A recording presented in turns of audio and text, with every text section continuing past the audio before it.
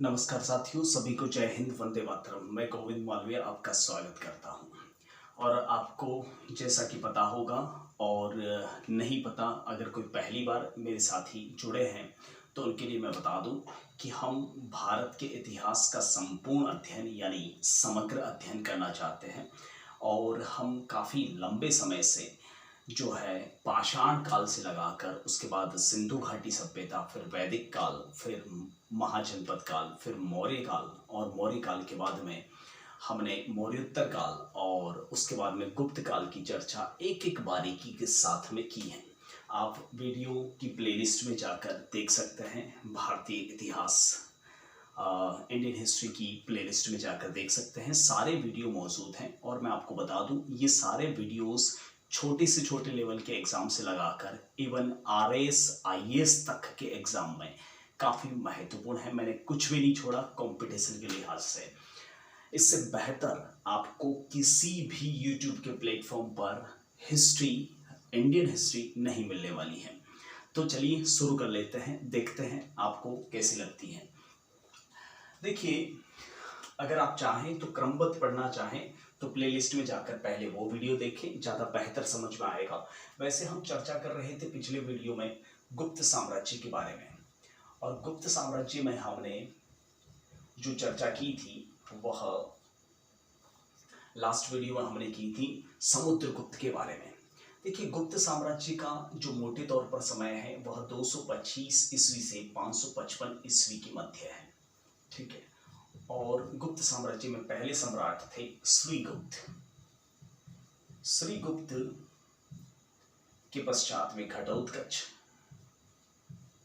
और घटोत्कच गुप्त के बाद में नेक्स्ट सम्राट बने थे और वो थे चंद्रगुप्त प्रथम। चंद्रगुप्त प्रथम के पुत्र थे समुद्रगुप्त, जिनके बारे में हमने 2 पार्ट में काफी बारीकी से मैटर देखा था। इन्हें काचगुप्त भी कहा जाता है। इनके बचपन का नाम है काचगुप्त। और आज हम देखना चाह रहे हैं समुद्रगुप्त के पश्चात गुप्त साम्राज्य की गद्दी पर कौन बैठे, उनके बारे में। रामगुप्त, और उसके बाद में वह है चंद्रगुप्त द्वितीय, जिन्हें चंद्रगुप्त विक्रमादित्य भी कहा जाता है। तो ये है गुप्त कालीन शासकों का प्रारंभिक वंश वृक्ष आपके सामने। देखिए, चर्चा करनी है हमें रामगुप्त की। मैंने लास्ट वीडियो में बताया था कि समुद्रगुप्त एक बहुत बड़े सम्राट थे। जैसा कि प्रयाग प्रशस्ति में हरिशेन ने इनके बारे में लिखा है कि ये 100 युद्धों के विजेता थे, परम भागवत थे, और इन्हें धरणी बंद यानी धरती को बांधने वाला भी कहा जाता है। V.A. स्मिथ ने इन्हें भारतीय नेपोलियन की संज्ञा देकर एक तरह से इनकी इंसल्ट की है। लेकिन फिर भी हमें पढ़ना पड़ेगा क्योंकि इतिहास वर्तमान में यही मौजूद है। रामगुप्त, देखिए, रामगुप्त का अध्ययन करने के लिए मैं आपको बता दूं, हमारे पास में कुछ प्रमाण हैं।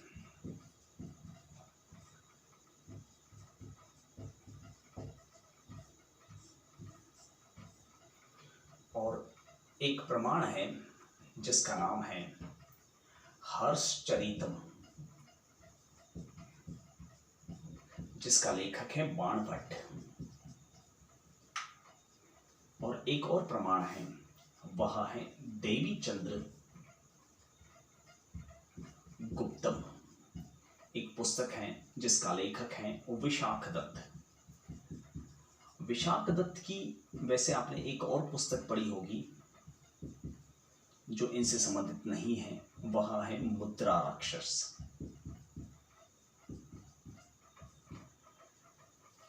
ठीक है। ये ऊपर वाले जो 2 है, हर्षचरित और देवीचंद्र गुप्तम, जो है यह रामगुप्त के इतिहास के बारे में 2 प्रमुख स्रोत हैं।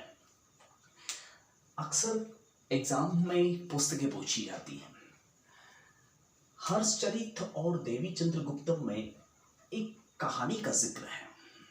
शब्द से ही पता चलता है, देवी जो ध्रुव देवी के लिए आया है,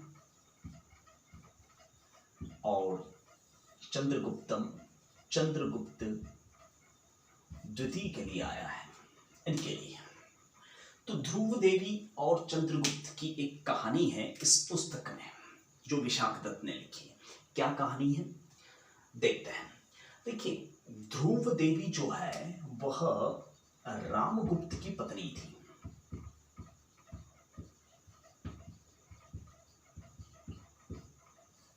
सम्राट रामगुप्त की पत्नी, ठीक है, यानी चंद्रगुप्त की भाभी, ठीक है। इन दोनों की कहानी का जिक्र है इस पुस्तक के अंदर। दरअसल हुआ ये था, देखिए, आपने अगर मेरा पिछला वीडियो देखा होगा तो आपको अच्छी तरह से पता होगा कि मैंने बताया था आपको कि सम्राट समुद्रगुप्त ने विदेशी राज्यों के प्रति एक नीति अपनाई थी, और वो नीति थी कन्योपनयन की नीति, यानी कन्याओं को उपहार में देने की नीति, ठीक है। विदेशी राज्यों को मजबूर किया था सम्राट समुद्रगुप्त ने कि वह अपनी कन्याओं को उपहार में दे गुप्त सम्राटों को।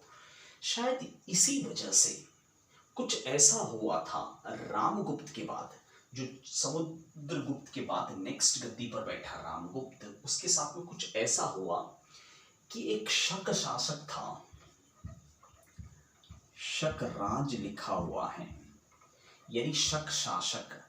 विशाख दत्त ने शकराज का नाम नहीं लिखा है, ठीक है। एक शकराज था जो मैंने अपनी रिसर्च से पता किया है, जिसका नाम था नहपान।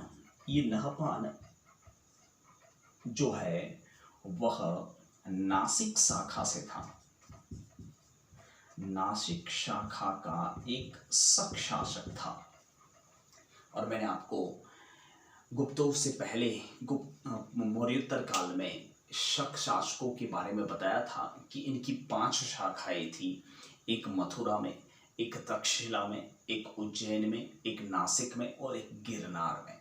इन 5 शाखाओं में शक बटे हुए थे। उनमें से एक शाखा थी नासिक वाली। नासिक वर्तमान में महाराष्ट्र में, वहाँ का एक शक शासक था। इसने क्या किया कि रामगुप्त को अपने राज्य में इनवाइट किया, आमंत्रित किया, और बाद में बंदी बना दिया रामगुप्त को। शकराज ने रामगुप्त को बंदी बनाया, ठीक है, और बंदी बनाकर उनकी पत्नी की मांग की कि अगर तुम्हारी पत्नी को, यानी ध्रुव देवी को, छोटी क्लासों की पुस्तकों में इनका नाम ध्रुव स्वामिनी भी मिलता है, ध्रुव स्वामिनी या ध्रुव देवी को मेरे पास भेजो तो मैं तुम्हारी जान बख्श दूं, ठीक है। तो रामगुप्त जैसे दुर्बल कायर पुरुष ने, कायर सम्राट ने अपनी बीवी को भेजने को तैयार हो गया अपनी जान के बदले, ठीक है। अपनी पत्नी को शकराज के पास भेजने को तैयार हो गया था रामगुप्त, यानी ध्रुव देवी को भेजने के लिए तैयार हो गया था। जो गुप्त साम्राज्य की इज्जत थी, आबरू थी, घर की लोग आबरू नहीं होती तो क्या होती है, ठीक है, उसको भेजने के लिए तैयार हो गया अपनी जान के बदले, ठीक है। अब ऐसा शकराज ने क्यों किया, आप थोड़ा समझिए इस चीज को। मैंने समुद्रगुप्त वाले टॉपिक में बताया था कि समुद्रगुप्त ने जो विदेशी राज्यों के प्रति नीति अपनाई थी, कन्योपनयन की नीति। मैं हालांकि ये दावा नहीं कर रहा हूं कि ऐसा इसी वजह से हुआ था। जो समुद्रगुप्त ने जो नीति अपनाई थी विदेशी राज्यों के प्रति, वो नीति कौन सी थी? कन्योपनयन की नीति, यानी कन्याओं को उपहार में देने की नीति। और आप जानते हो कि समुद्रगुप्त का एक सिक्का भी मिलता है जिसका नाम है व्याघ्र या सिंह हनन प्रकार का।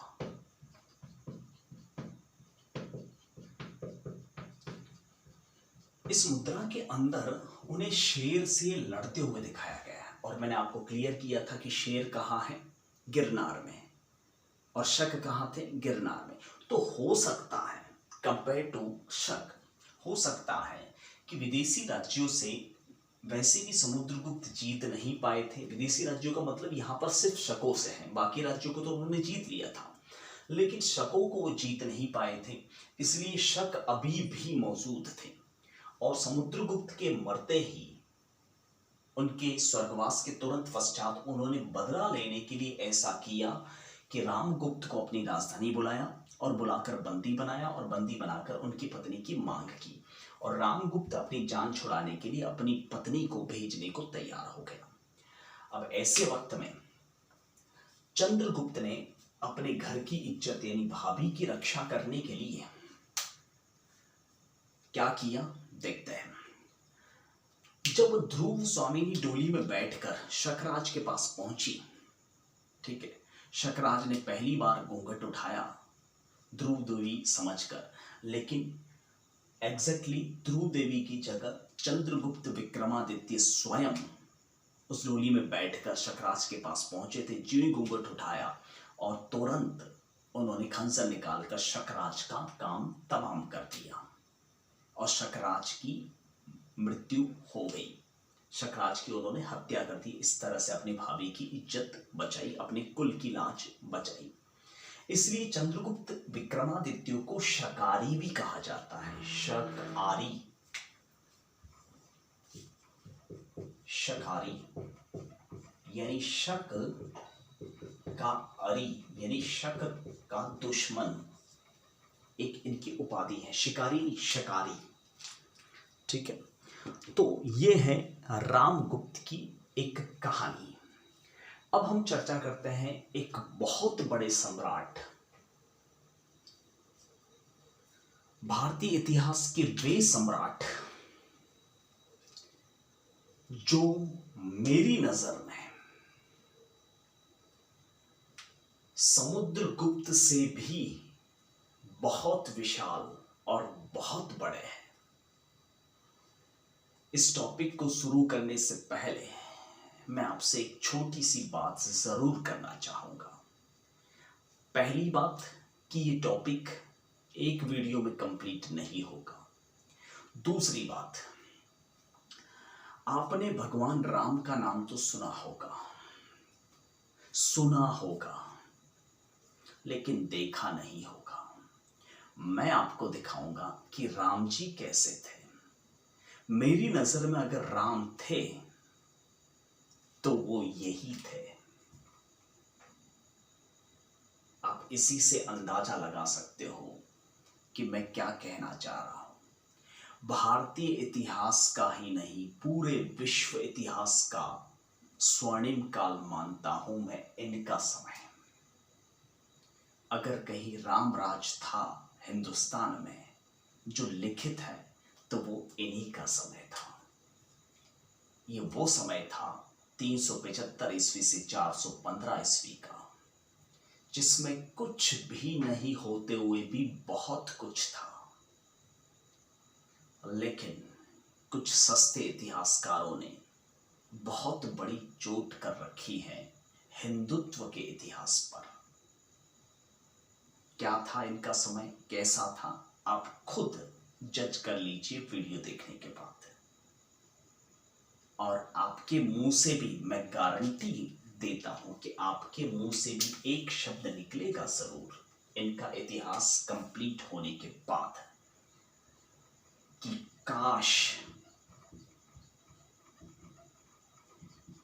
ऐसा समय दोबारा लौट आए। एक बात बताऊं, भगवान राम के समय तो फिर भी कुछ हद तक दुख वाली बातें थी रामायण में, जैसे कि सीता जी का वनवास, जैसे कि भगवान राम का वनवास। लेकिन इनके समय में बहुत कुछ शांति ही शांति थी। वास्तव में रामराज था। पता है ना, इन्हीं के एक दरबारी थे कालिदास, जिन्होंने लिखा है रघुवंशम। हालांकि नाम तो उन्होंने राम का लिखा है और रघु के वंशज राम जी, लेकिन वास्तव में वह उपन्यास इन्हीं को डेडिकेटेड है। रघु उन्होंने माना है जो एक विजेता थे, भगवान राम के पूर्वज रघु और उनके वंशज राम जी, तो रघु इनको माना है जो एक विजेता थे, और इनके वंशज राम की तुलना इनसे की है कालिदास जी ने। देखते हैं कैसा मैटर होता है। किसी को स्क्रीनशॉट लेना है ले लीजिए, फिर हम आगे चर्चा करते हैं।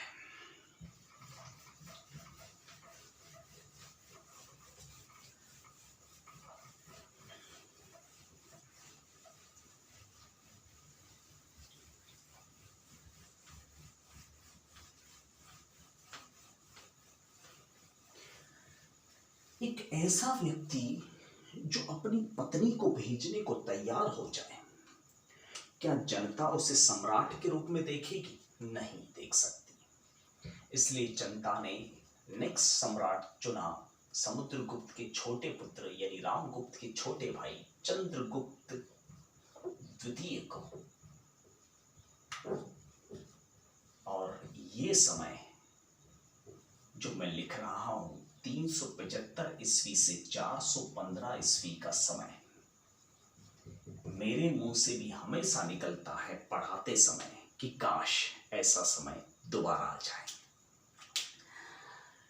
देखिए, चंद्रगुप्त को हम अच्छे से तो पढ़ेंगे और इन्हीं से इंक्लूडेड सारी कलाएं भी देखेंगे, सारा विज्ञान देखेंगे गुप्त साम्राज्य के समय का, सारी साहित्य देखेंगे, संस्कृति देखेंगे कि कैसा था उस समय भारतीय समाज, और कैसी थी संस्कृति और कैसी थी कलाएं और कैसा था विज्ञान। लेकिन कुछ अकॉर्डिंग टू कंपटीशन भी देख लेते हैं। सबसे पहले इनकी उपाधियां देखिए। इनको देव कहा जाता है, देवश्री कहा जाता है, देवराज कहा जाता है, इन्हें देवगुप्त कहा जाता है, इन्हें चंद्र कहा जाता है, इन्हें चंद्रश्री कहा जाता है, इन्हें चंद्रांश कहा जाता है, इन्हें चंद्रगुप्त कहा जाता है,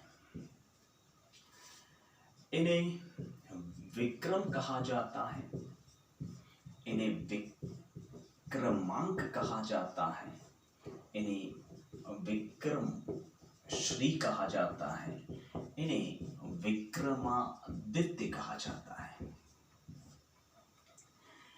इन्हें परम भागवत कहा जाता है, इन्हें शकारी भी कहा जाता है, इन्हें महेंद्र कहा जाता है, इन्हें महेंद्र देव कहा जाता है, और इन्हें महेंद्र श्री कहा जाता है। इतनी सारी उपाधियां हैं इनकी, लेकिन डोंट वरी, आपको याद क्या रखना है? देव शब्द, चंद्र, विक्रम, परम भागवत, शकारी और महेंद्र, ये शब्द याद रखें। बाकी तो मैंने सबके सिमिलर ही लिखे हैं। इधर देखिए,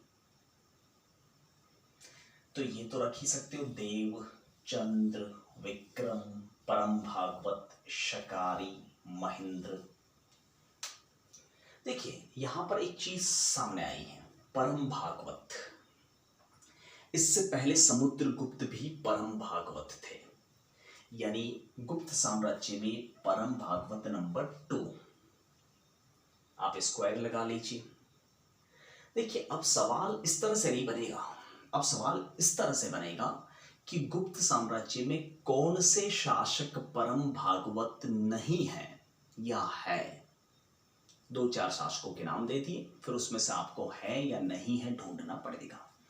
तो ये परम भागवत नंबर 2 है। वैसे और भी परम भागवत आएंगे, ऐसा नहीं है कि इस परम भागवत नाम की उपाधि जो है वह सिर्फ चंद्रगुप्त द्वितीय की है या समुद्रगुप्त की है।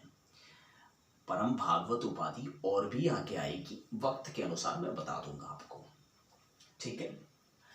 तो सिमिलर उपाधियां काफी है। ये उपाधि इनकी काफी फेमस है भारतीय इतिहास में, विक्रमादित्य। तो एक बार चाहे तो इसका स्क्रीनशॉट ले सकते हैं। अब बात कर लेते हैं इनके समय की कुछ सिक्कों की। देखिए, हमेशा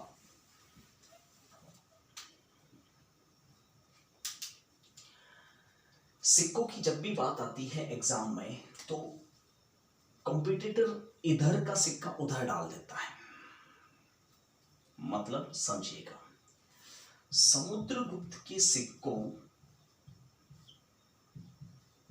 और महाराज चंद्रगुप्त द्वितीय के सिक्कों में बहुत समानताएं हैं।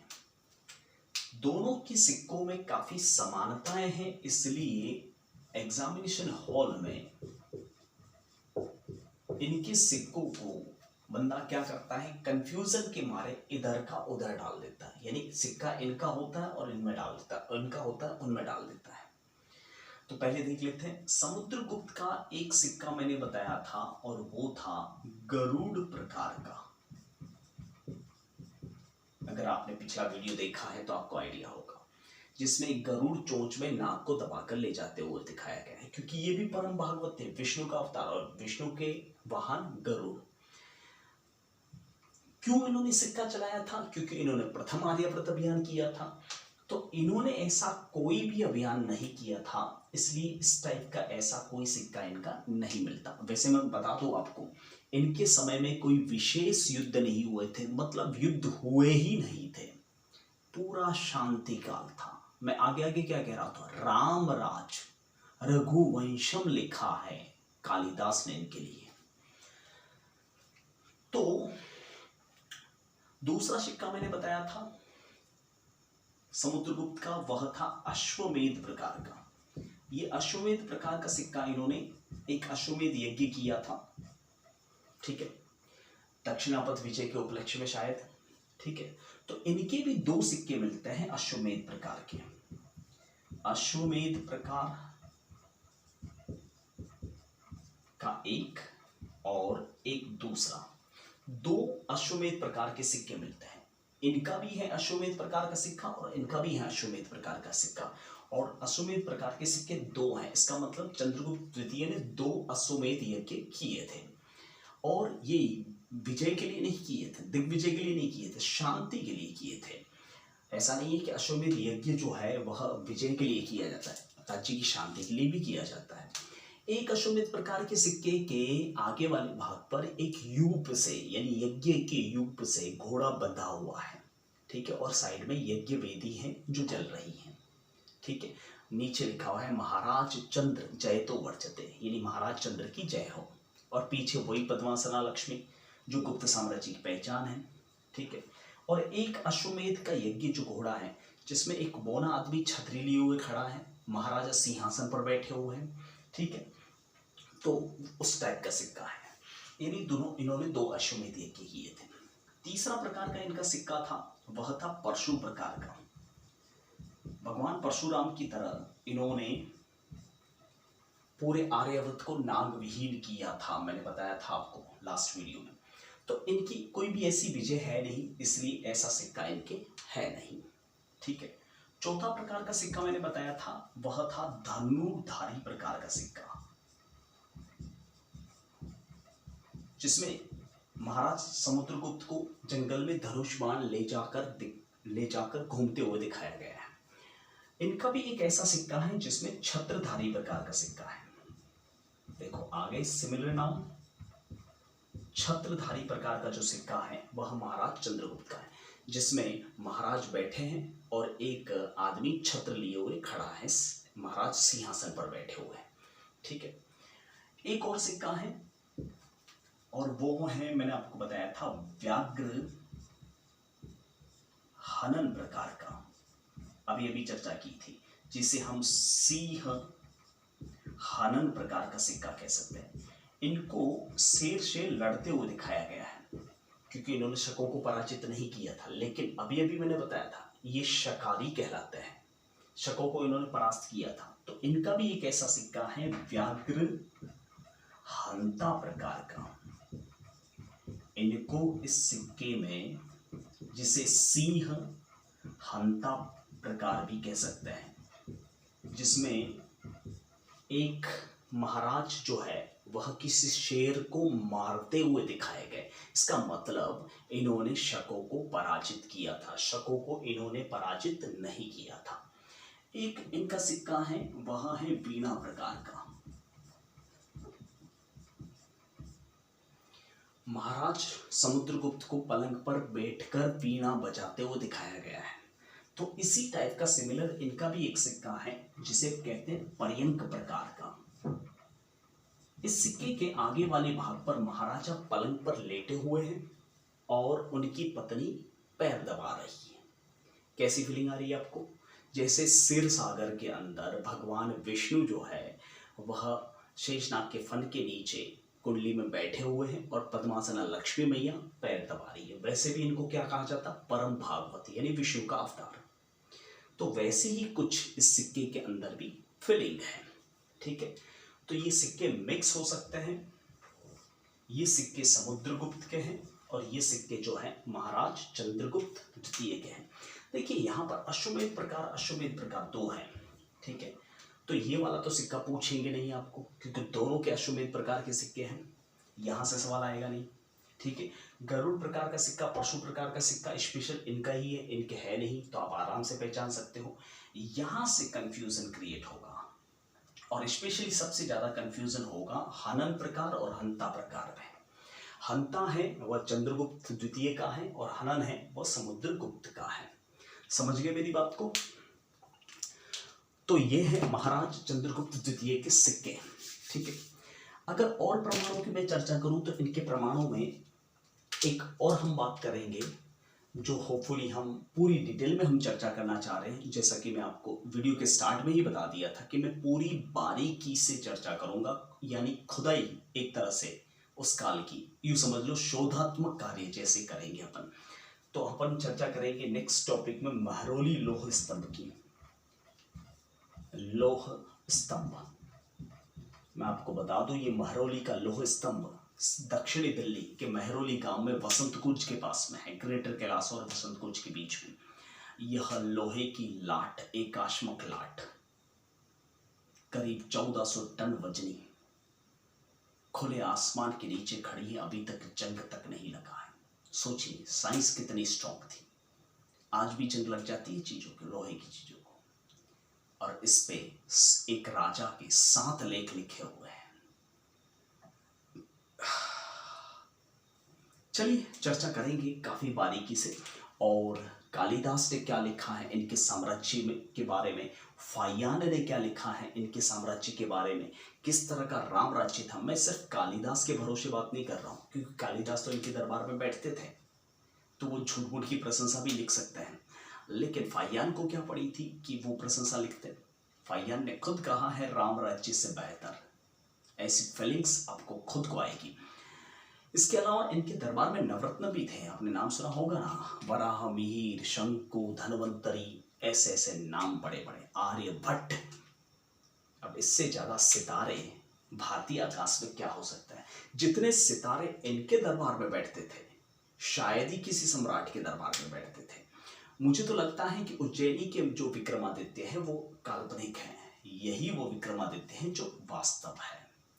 लेकिन कुछ मुझे लगता है डेटों का हेरफेर इन इतिहासकारों ने करके हमारे जो महान सम्राट थे उज्जैनी के राजा विक्रमादित्य, उनको दबाने की कोशिश की। और मैं आपको बता दूं, इनकी एक प्राथमिक राजधानी जो थी, मुख्य राजधानी, वो पाटलिपुत्र थी, लेकिन इनकी दूसरी राजधानी उज्जैन थी। इन्होंने भी सबसे ज्यादा मंदिर बनवाए थे। इनके सिंहासन पर भी 52 पुतलियां बताई गई हैं। यानी हो ना हो ये वही विक्रमादित्य है जो उज्जैनी के राजा कहलाते हैं। लेकिन शायद डेटों में कुछ हेरफेर करके, छेड़खानी करके हमें कंफ्यूज करने की कोशिश की गई है। खैर जो भी है, अपन सारा निचोड़ निकाल ही लेंगे। और अब तक तो आपने मुझे जज कर ही लिया होगा कि मैं किस टाइप से निचोड़ निकाल लेता हूँ आखिरकार, खोद खोद कर। फिलहाल इस वीडियो में इतना ही। जाने से पहले पहली बार इस चैनल पे हो तो सब्सक्राइब ज़रूर करें, यही हौसला होता है किसी यूट्यूबर का। कमेंट करें अच्छा लगा है तो, कन्फ्यूज़न है तो कमेंट करें, और लाइक किए बिना ना जाए। अगर पसंद ना आए तो कोई बात नहीं, अनलाइक कर ले, लेकिन फीडबैक ज़रूर दें किसी को भी, ताकि मैं चाहूँ कि यूट्यूब पे जो कचरा है वो साफ़ हो जाए और अच्छी क्रीम निकल आए। ठीक है, चलिए, thank you, bye, Vande Mataram, जय हिंद।